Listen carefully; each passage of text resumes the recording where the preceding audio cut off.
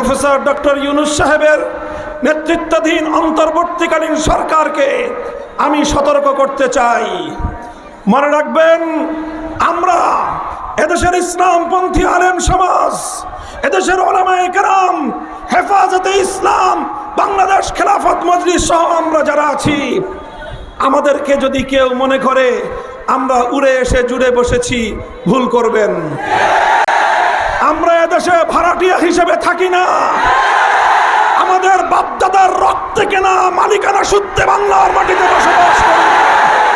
কেউ আমাদেরকে ফুৎকার দিয়ে উড়িয়ে দিতে চাইলে আমরা তাদেরকে জ্বালিয়ে ছারখার করে দেই। ইউরিদুনা লিইউতফিউ নূরাল্লাহি বিআফওয়াহিহিম ওয়াল্লাহু মুতিম্মু নূরিহি ওয়ালাউ কারিহাল কাফিরুন। যারা ইসলামের আলোকে নিভিয়ে দিতে চায় তারা সেই আগুনে নিজেরাই জ্বলে পড়ে ছারখার হয়ে যায়। আমরা বলছি, হাসিনা চেয়েছিল হিন্দুত্ববাদ প্রতিষ্ঠা করতে বাংলাদেশে। আওয়ামী লীগের রাজনীতি ছিল বাংলাদেশকে আরেকটি দেশের অঙ্গরাজ্যে পরিণত করা।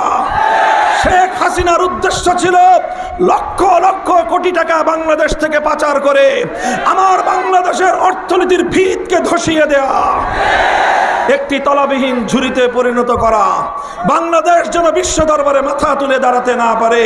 এটাই ছিল শেখ হাসিনা এবং তার দলের রাজনীতি।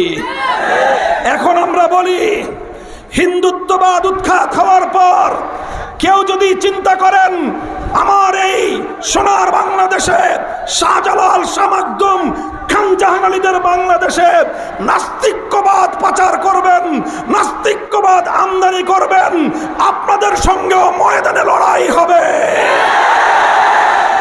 আমরা এটা বরদাস্ত করে নেব না।